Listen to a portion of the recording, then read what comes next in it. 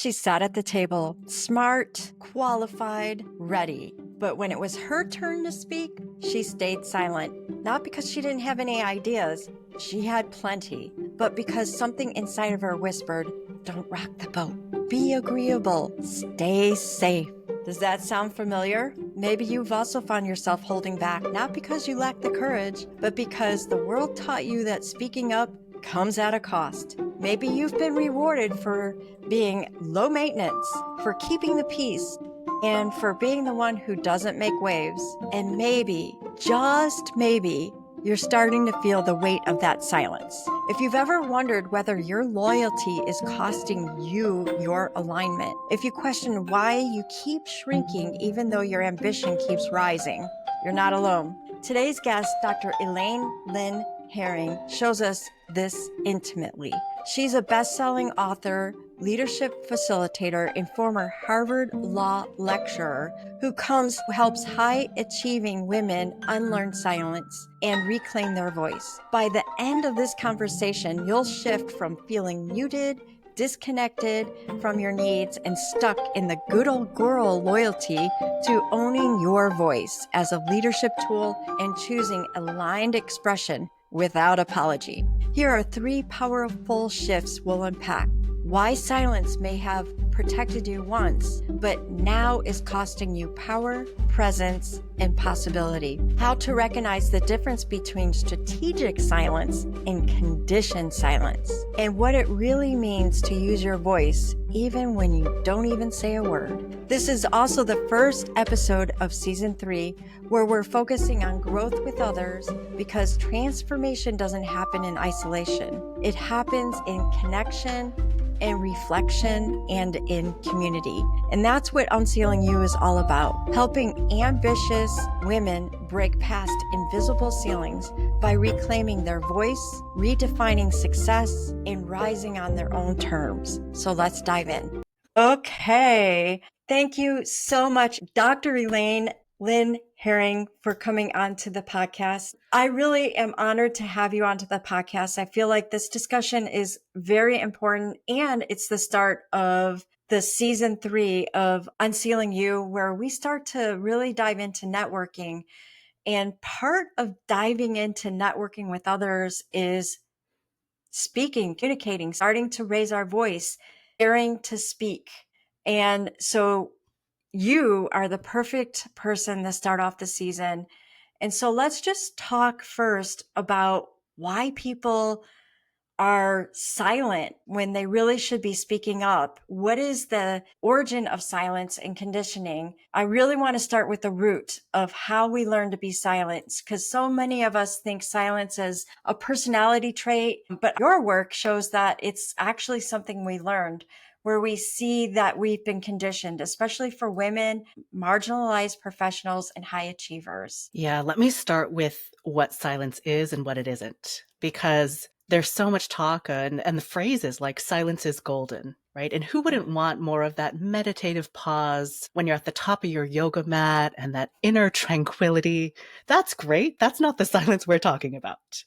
The silence I'm talking about is when there's not enough room in the relationship or on the team or in the org for your needs, goals, hopes, and concerns. When it feels like you have to bite your tongue in order to keep the peace. When you did not rock the boat in order to keep your job, stay in your marriage, have health insurance, whatever it be, that silence feels like the only option when it actually isn't. And I'll just put front and center that connection to networking, which is we can't actually connect with other people if they don't know who we are. Now, we can't share with them who we are if we don't know who we are and what we need and what we want. And so the silencing is both, do I say things? Do I share? Do I disclose? But it's also, do I listen to myself? And part of learned silence, particularly when we carry subordinated identities, meaning anytime you're not the dominant identity, right? You're a woman in a male dominant environment. You're Asian American in a majority white space. To take my own example, anytime you carry a subordinated identity, you're more likely to be othered, more likely to be questioned, more likely to be left out. All of this gets at, well, how do we learn silence? I learned silence because I'm the youngest daughter of an immigrant family from Taiwan to the United States. silence. I share all of that because in my culture of origin, to be the daughter meant I'm not as important as the sons. That's just a statement of fact. And it also meant that if I questioned my father,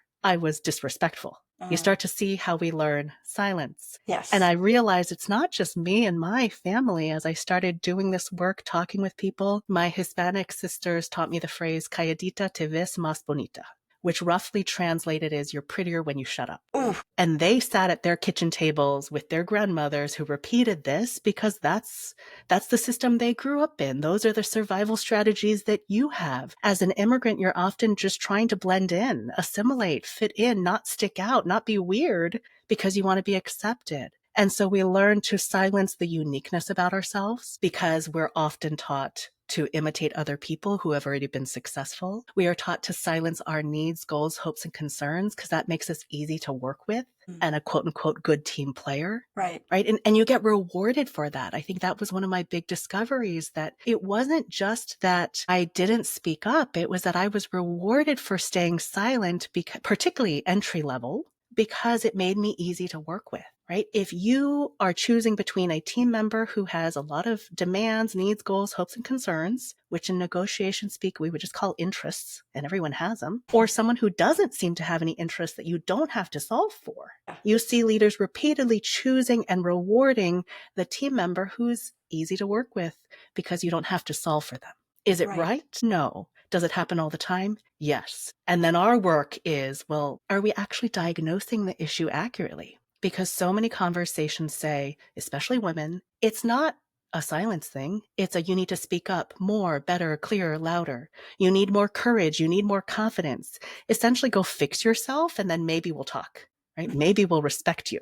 And that misdiagnosis fuels an industry called leadership development and makes it really profitable for everyone else. But for me, it actually starts with an accurate diagnosis of the situation. The key question isn't how do I speak up better? The question is, what role does silence play in my life and my leadership? And if we can answer that and choose our relationship with silence, we've got a much better shot at driving our own careers, living fulfilling lives, and really leading and showing up in this world in a way that is meaningful and impactful for us. That's interesting. So how can you then diagnose the situation where you are silent because you're being protective? And if that's the case, how do we know that it's no longer serving us? And how do we really get ourselves to speak up so that we are being served? Yeah. I want to, again, complexify because there's so much nuance to this. One is that voice isn't just the words that we say or don't say in a meeting, right? Voice is how we move through the world. So speaking up, to use that term, could also be, how am I influencing the world around me? That definition is important because it actually broadens the range of things we can do. So often we think if I'm going to use my voice, it's got to be talking in a live situation, preferably in 3 succinct bullet points. No ums, just the right amount of emotion to show that you care, but not too much, particularly if you present as a woman, right? And that's how you're supposed to speak up. Versus every choice we make, whether you take the time to sit with someone, whether you ask, how are you doing, and genuinely mean it, whether you open the door or let it slam shut on someone when you're going to the grocery store, all of that actually impacts the people and the world around you. So I just, particularly for folks who are more introverted or who don't love public speaking, there are so many avenues for how you use your voice, when voice is actually, how are you going to use your gifts, skills, talents in this world? So there's that piece of it. And then there's really thinking about, am I choosing the silence or does it feel like the only option? And so to your question of how do I know if silence is still serving me? Well, my question is, are your needs being met? Are your needs being met? And that takes some deep excavating at times. And I say this as a mother, I say this as a wife, I say this as a team member, right? It feels like our needs, goals, hopes, and concerns they're not even on the back burner. They're so far stuffed down beneath who needs hydrocortisone today? And did I pack a lunch? To think about, what do I want? Or what do I need? What might I want? Do I have space to dream? And to realize that my life and my relationships might not be set up for that is actually deeply painful. Yeah, for sure. And it's hard to look at and easier to take off the stove and put it in the cabinet. Even open that can of worms. But who benefits in that? Everybody else. Everybody else. And who's maybe dying a slow death in there? Yeah. Right? And that's the thing about things that remain silent, which is just because we're not speaking about them doesn't mean they're not. So my book is actually structured in two parts. The first is awareness, right? This misdiagnosis that benefits everyone else because we're so busy trying to come up with more confidence or courage that we don't actually solve for the real issue. And then the second part is action. If we have that awareness, then how might I choose a step going forward? And I think about this all the time, particularly those of us who are acculturated, and women typically are, to be others oriented, service oriented. My neighbor's having a tough week at work, so I offered to bring them dinner. And she said, that'd be amazing, especially if it comes with the side of social interaction with you. And I went, Yeah. you just broadened the ask. You just broadened the ask. The food I can manage, but the energy and the presence, particularly if I need to hold space for you, which as your friend I want to, that's a different ask. And do I go along with it because that's what a good neighbor, a good friend would do? Right. Or do I draw a boundary? And my friend Pooja Lakshman, the author of Real Self-Care, says boundaries are not co-created. So I don't actually need to ask permission from someone else. Is it okay if I don't do this? Right? I can actually just say, no, I don't have it in me today, but I totally can guarantee you food. And it'll be hot. Right? But am I listening to what I need versus being an autopilot catering to everyone else in my life but myself? Like the fact that you say using your voice doesn't always involve your voice box. Yeah. It involves what you're paying attention to. Can you talk a little bit more about that? Go deeper? Yeah. I mean, this goes to Deepa Iyer's work around social movements. It can feel like, actually, let me back up and just take it personally, which is back in 2020, I was nursing a newborn. My father was going through chemo. George Floyd had been murdered. It felt like if you weren't out on the streets protesting, then you're not using your voice. And I thought, but if I look at my life right now, I'm trying to keep my father's immune system, what's left of it, in a stable state, trying to keep this newborn alive. And so it can't be that there's only one way to use your voice. Right. Right? Just because I'm not doing X doesn't mean that I don't believe Y, even if the binaries in the world would have us believe that. And there's another reality, which is the world doesn't need more Elaines. The world needs Natalie, right? The gifts, skills, experiences, perspective, heart that you have, we don't need more of someone else. And so this striving to become a good imitation of someone else feels a little futile. Instead of trying to be an imitation of someone else, why not be the best version of yourself? And that to me is, how are you moving through the world? What choices are you making? How are you spending your resources, money, time, energy, presence? All of that fundamentally impacts the people around you. Yes. That is, you're changing the world. You're changing somebody's world. Right. And any of us who have ever had a tough coworker or a bad manager know what a big difference someone who cares, someone who listens, someone who thinks and considers us makes. Yeah. That's voice. There you go. So it's really, and again, digging deep and really understanding yourself and laying claim to that and saying, hey, it's okay to not only take it out of the cabinet, but put it on the stove and put it on the front burner. Yes, because if you burn out, which you do if you're not tending to your needs, goals, hopes, and concerns over time, you're actually good to no one. Right. And I know if I care about my kid and I want to be present for my kid, I actually need to be okay too.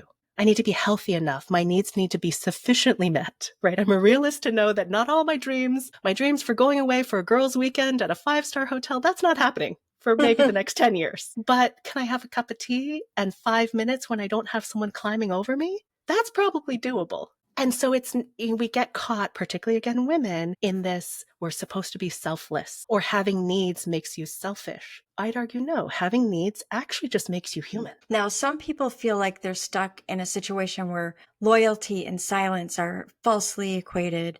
What advice do you have for someone who notices a pattern of being subtly undermined, but fears they'll be seen as disloyal or dramatic if they speak up? And this is especially helpful for people who think they're being wise when they're actually being paralyzed. Yeah. I love that distinction. Again, whether silence is additive and strategic or damaging or oppressive, the difference is agency. Are you choosing it? And I parse this out in detail in chapter 3 of the book of silence is strategic. And those subordinate identities and the treatment, that's all real. So I don't want to deny it. At the same time, the trap that many of us fall into is that we forget we have a choice because silence is familiar. It is more comfortable than the unknown. I go back to Albert Hirschberg's work here from the 1970s in organization. So I'll get a little nerdy and then try to get us to this outcome. Hirschberg argues in an organization or on a team, there are 3 choices: exit, voice, or loyalty. If voice, saying what you think, having your own perspective, asking questions is not an option, then the only 2 options left are exit or loyalty. Then the good people who have the opportunity to leave exit. What are you left with? You're left with loyalists, people who will tell the manager or the leader what they say they want to hear. And you end up with groupthink and an echo chamber. And it's a dynamic that's at the heart of every corporate scandal in the last 200 years. Right. The people who spoke up got reorged. The people who spoke up were fired. What are you left with? And it's actually an invitation for leaders of why we need voice on our teams, because we cannot make sound decisions on flawed or incomplete data sets. But it goes to this piece of those are the 3 choices. We have the choice of voice, exit, and loyalty, even if it seems like loyalty is the only option. And it takes us back to classic negotiation work around BATNAs, right? Your best alternative to a negotiated agreement. If you feel like staying at this company in this job is the only option, what if you had a job offer waiting for you somewhere else? Your BATNA, your best alternative to the current state, is much stronger. And so there's that background work of what is my BATNA and how might I improve it? Because the fundamental question is, how well does the current state meet my needs? And if it's not meeting my needs sufficiently or enough of them, right? Maybe you're in a job for the health insurance. Maybe you're in the job to pay the bills. Maybe you're not there for a meaningful connection with your coworkers, and that could be fine. But don't forget that you have other options, including how do I make the other options or alternatives stronger and better? And hence the need for networking. And networking, I'm one of these people, so I'll own it. Networking, I get like, vibes. And Rosalind Chow's work, she has a new book out called The Doors You Can Open, really transformed my thinking around networking, because my original thought was you go into those mixers where you don't know anyone and you put on your name tag and everyone makes small talk and sizes you up to be like, are you worth talking to or not? And it feels awful. Versus Rosalind's definition of networking is how can we get to know one another and help each other solve problems? That feels much more doable, but also starts with, am I okay sharing with other people who I am? Right. Knowing who I am and then sharing it. Yes. And that we each are more than the job title we currently hold or don't hold. Because when that job title and org disappears, and I say this as someone who's walked that path, it feels like, well, I guess I'm not useful to anyone, right? I used to be a managing partner at a global leadership development firm affiliated with the Harvard Negotiation Project. You walk into those rooms and people are like, interesting. And when those titles were no longer with me, people were like, I'm still the same person. Right? We're still the same people. And what people can't take away from us, our employers cannot take away from us, are our experiences, our expertise, if we are willing and able to see the value in them. Yes. And I'd argue that that's really hard to do by yourself, particularly when we're humble and acculturated, maybe to make ourselves smaller, versus do you have a friend? Do you have a coach, someone who says, Natalie, right, I think you're brilliant in this way. I've never seen anyone more present with you. And you start to think, maybe there is something about me that wasn't associated with a title or with an org. Yes. Something to offer. Yeah. So, and I love that it is so important to really identify and dissect what it is that you bring to any team, not just to the team that you're on. Sometimes that's really hard. I know for myself, I would say, okay, I did this project. It was successful. what part of it was mine? What did Mhm. I uniquely contribute to this Mhm. project? And that exercise is completely revealing. Yes, including how the company or the team values your contributions. I say this because women are often doing the emotional labor and housekeeping. Right? We are the lubricant that makes these relationships work, but it is not typically what is rewarded in performance reviews and promotions. It does not mean that it is any less valuable of a contribution. Right? It is the secret sauce that actually makes the team work. Do we see that and own that even if those around us and the systems around us don't value it in the same way? I'd also argue that there's a piece of if you're new to the team or you're the only, it can be hard to own that perspective. And for me, the shift is how do I take what might feel like a vulnerability into really seeing it as the value add? So take the example of you're new onto a project, new onto a team. You've been there 2 weeks. You might be worried about asking a stupid question or a question that makes you seem silly or not in the know. Right. Now, the reality is people who have been in the system for a long time cannot see what is wrong with the system. You've been drinking the water and breathing the air for so long, you can't see what's weird about the fact that the whole system you've built is held up with duct tape and paper clips. So isn't it appropriate to be held up by duct tape and paper clips? Yes, which is also, though, this question of why would we doubt the perspective we have and instead frame your contribution in that, right? Looking at this with fresh eyes. Yeah. Here's what I see. Yeah. Can we use some wood maybe? Termite pressure treated. Yes. Right. But that it can make us hesitant if we're new or we're not a technical person or we're not a legal person or we are the legal person, we stick out versus, hey, coming at it from a legal perspective.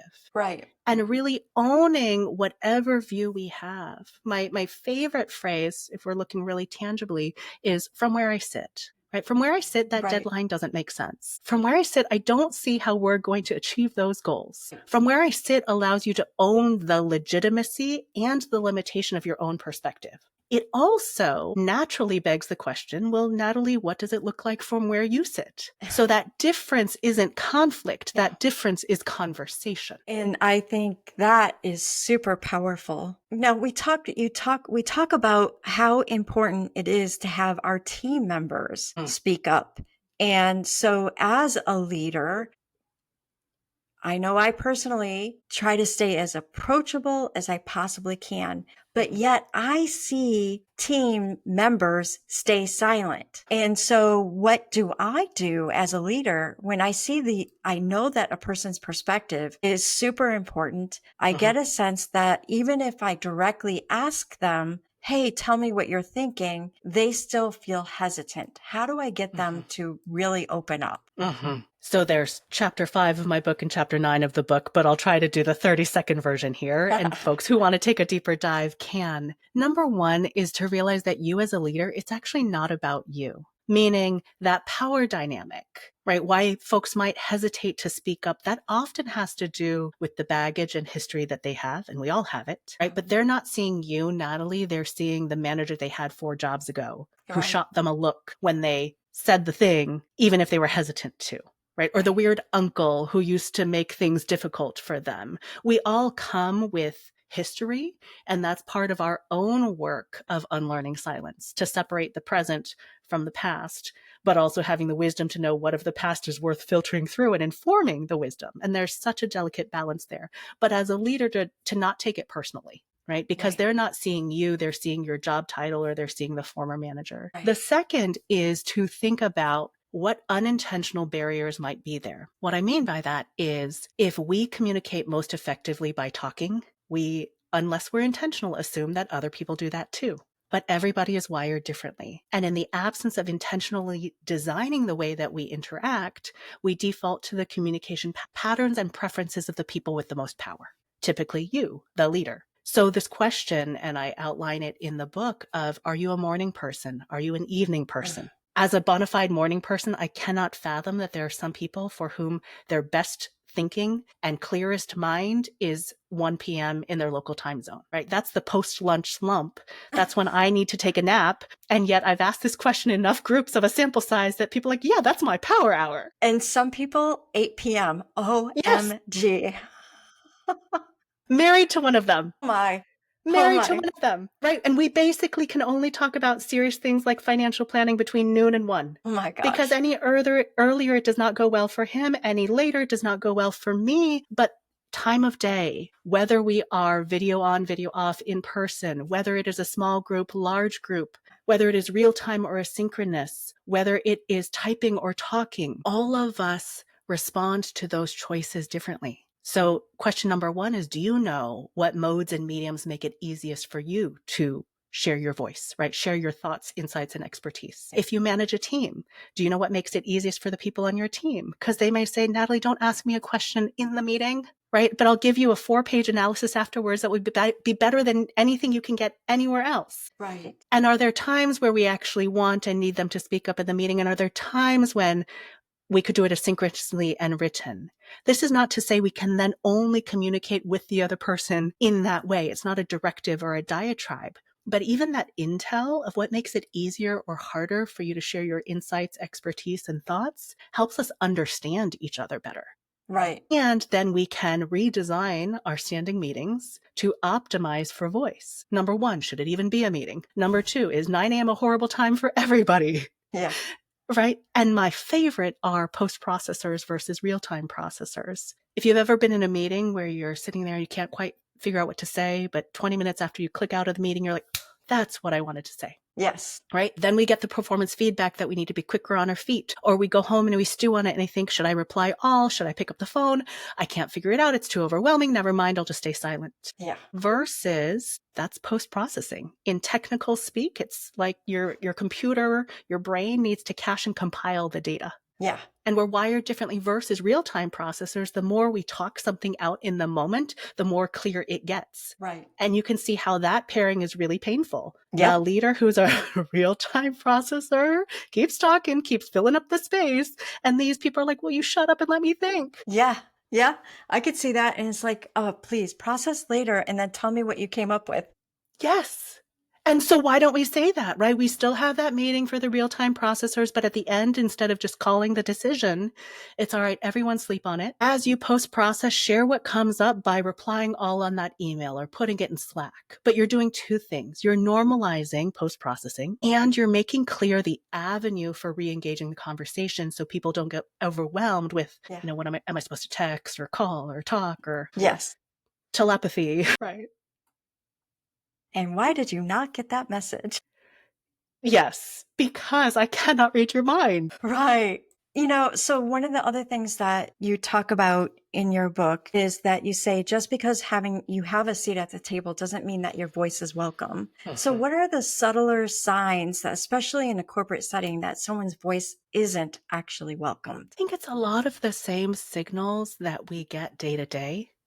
Right. And there are different statistics about communication and that the words are actually maybe 7% of the communication, depending on what study you look at. But it's when I share my perspective, does someone sort of catch the message and acknowledge it and build upon it? Or does the conversation just move on? Am I expected to just be loyal and go along with the majority? Or am I actually there to lend my perspective? And many of us who inhabit those seats, we do test cases, right? Let me ask the question, sort of dip my toe, and based on the response, I may choose either to continue to express my thoughts, or I may backtrack because it seems hostile or not open to what I'm really thinking. I'd also argue that it is not your job to single-handedly change the dynamic. Board chairs, where are you? Fellow board members, fellow leadership team, LT members, where are you? Do you care about each person actually bringing their perspectives, the richness of that? Or do you want to tick a box and say, well, we've got one woman, that's enough? Right. And how you react in the moment, it's not typically hidden. Right? It's does someone acknowledge, Natalie, that was a fantastic point. Thanks so much. We should really look into that. Or does the conversation just move on? Right. And it is often a cycle then of how much we choose to share of our thoughts and our efforts, because banging your head against a brick wall time and again just doesn't make sense. Or some might say is the definition of insanity. Right. Where I see women, and where I have fallen into the trap of, is because we are the first, because we are the few, because we are the only, to use Deepa Purushothaman's words around this. I'm the first woman to make partner. I'm the first woman to be on this board. Then it feels like, well, I can't fail. Mm-mm. Because if I fail this, or I prove that women can't do X, right? So I'm carrying the weight of all women, all Asian American women, whatever identities you hold. Yeah. And to that, I'd say our inability to single-handedly change a system is not a personal failure. Right. We matter too. Yeah, we need to take that weight off of our shoulders. There's already enough weights for us to carry. Yes. Right. Yeah. And I also kind of, coming from a sales background, I did work in sales. I also find that, they didn't hear me today, but possibly they're going to hear me tomorrow if I present it a different way. I mean, especially if, and I know that we talked about there's different ways, it's not all about just communication, but at the same time, there are some things that I'm like, well, at work, they call me a dog on a bone. Mm-hmm. And there is a reason for it. Yeah. And it's because I don't let go of a point, Yeah. especially when I feel like it's important for the organization. And to a fault, I'll overturn every single solitary rock I can, maybe sometimes 3 or 4 times. Yeah. And just because of that, sometimes I get heard and it's rewarded, but it's a lot of work. It's a lot of work, and I don't think there's any right or wrong answer. Right. Meaning, if that's where you want to put your time, energy, and efforts, fantastic. God bless you. Right? Because not everybody has it in them to do that. Not because they're weak, not because they can't hack it, but because we only have so many spoons to go around, right? There's only so much of us to go around. And if you're spending it in one place, then you're not spending it in another place. That is a very good point. That trade-off, though, is one that only you can make. Right. Including, is it worth it to me? Right. To be a dog on a bone because this is the thing that really matters to me. Typically that is in alignment with your values. Right. Right? Right. And also, how receptive is this system to me? Right. Because people do need to hear things different ways, different times. Right. They might also be post-processors, so they could have a negative reaction in the moment, but you've still planted the seed. Yes. Right? Whether you want to continue to water that seed or excavate or fertilize, now we're just mixing metaphors. Yeah. That's up to you. That's up to you. But that is also where you are choosing to invest and let it be your choice rather than one out of guilt or shame or I've got to do this for all of humanity or all women or whatever it is.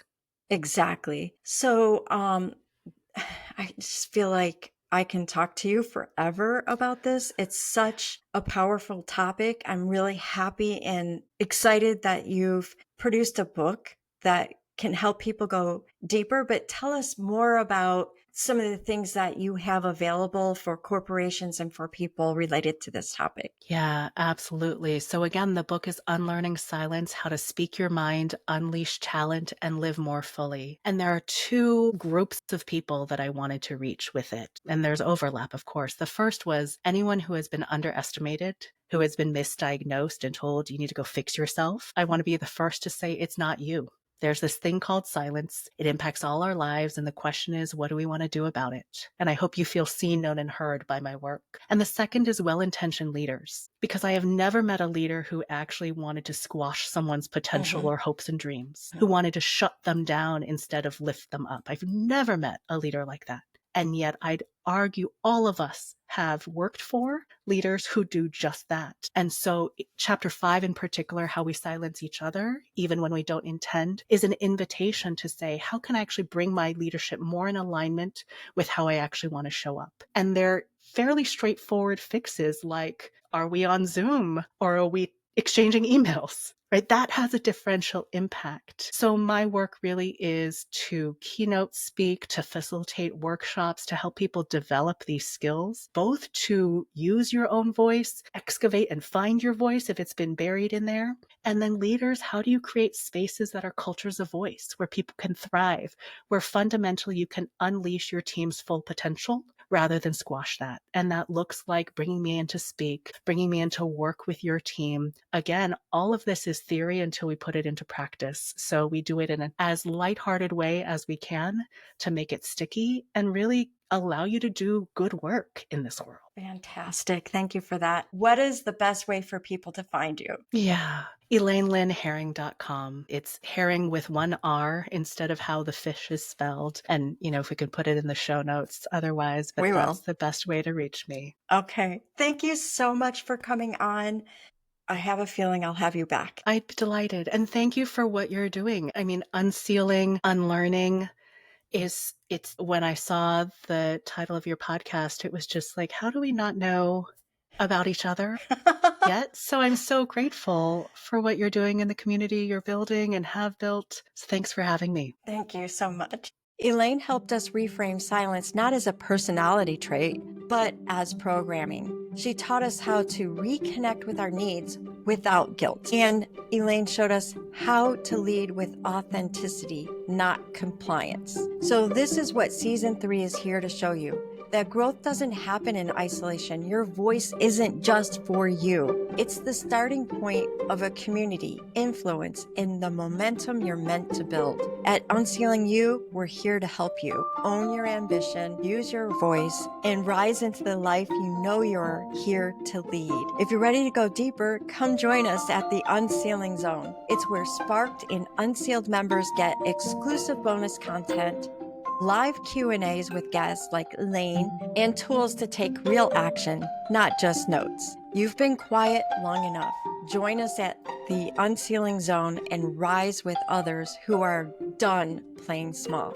Until next time, remember, your voice matters. And when you rise, the ripple starts.